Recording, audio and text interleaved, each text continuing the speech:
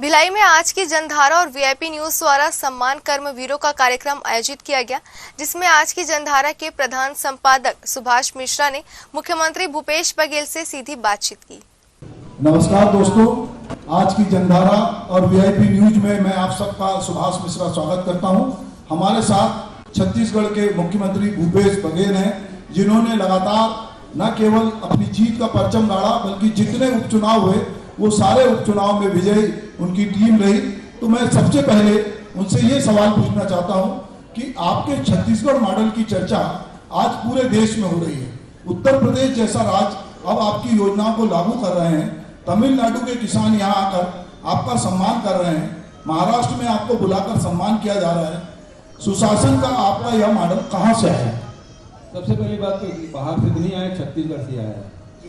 और छत्तीसगढ़ ये तो भिलाई स्टील प्लांट है, कर्मवीरों का कार्य क्षेत्र है और मेहनत कशों का सम्मान हमेशा छत्तीसगढ़ में होता रहा है और मेहनत जो कर रहे हैं उसका सम्मान करने का फैसला हमने किया। और हमारी हर योजना में, हर कार्यक्रम में ये होता है कि कैसे हम, चाहे वो किसान हो, मजदूर हो, चाहे वो पशुपालक हो, उसके आय में वृद्धि कैसे हो।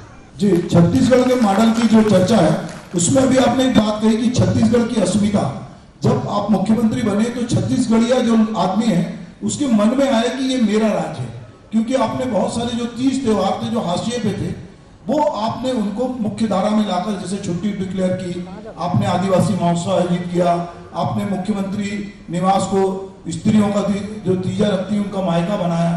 तो ये सब कहीं ना कहीं आप एक नया मॉडल जो अभी जो क्षेत्रीय राजनीति उसमें आप हैं तो केंद्रीय राजनीति में, पर आपका मॉडल जो है वो छत्तीसगढ़ मॉडल जो है वो एक क्षेत्रीय राजनीति के मॉडल को ज्यादा लोग बात करते हैं। इसे दूसरे शब्दों में कह सकते हैं क्षेत्रीय राष्ट्रीयता है जी। छत्तीसगढ़ के अस्मिता को लेकर हम अपनी राष्ट्रीयता की बात करें, हम अपनी संस्कृति को सहेज के रखना चाहते हैं।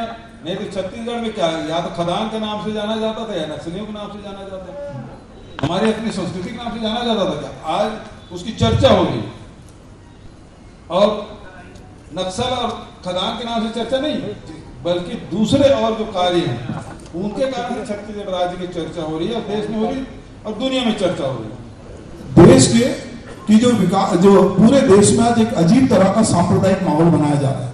कई अभी आप जिसका जिक्र लगातार अपने भाषण में भी कर रहे हैं, अभी भी आपने कहा, तो कई जगह पे सरकारें स्वयं इसमें शामिल नजर आती है।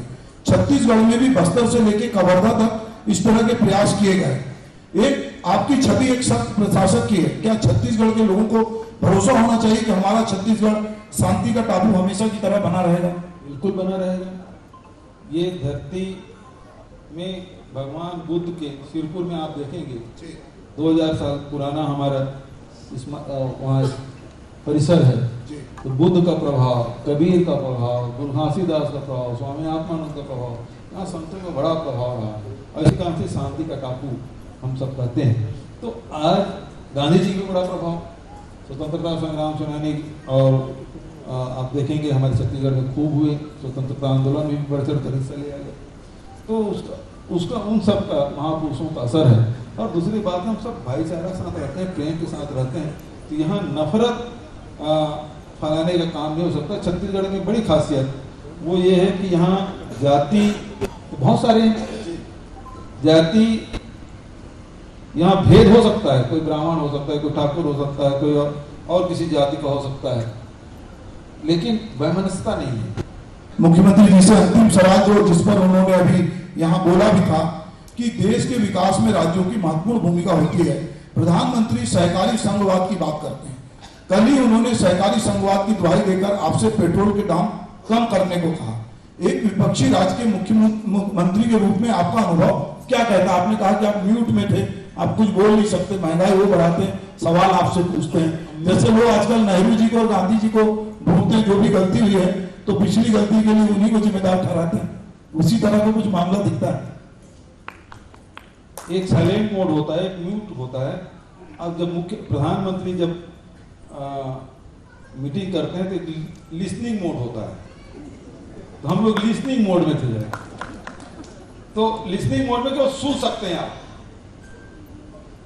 तो वही स्थिति है रही हमारी। अब महंगाई जो बढ़ रहा है, पेट्रोल डीजल के भाव हमारे हाथ में, आप भाव मत बढ़ाइए साहब। 2 साल हो गए शेष लगाते, शेष का हिस्सा भारत सरकार के पास। जैसे सेंट्रल एक्साइज की जो पैसा है उसमें कहते हैं भारत सरकार 42% राज्यों को देती है। अच्छी बात है, मिलती है 42%, लेकिन 42% मिला क्या? आज मैं हिसाब करके लगाऊं जीएसटी का और सेंट्रल एक्साइज का और हमारे जो कोल के जो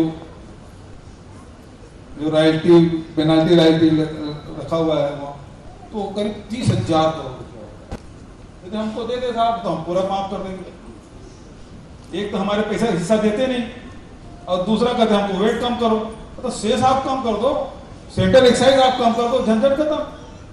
तो दोस्तों, ये हमारे साथ थे छत्तीसगढ़ के मुख्यमंत्री भूपेश बघेल।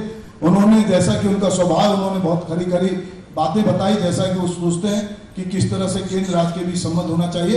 अब हम इस कार्यक्रम में यहाँ विराम लेते हैं।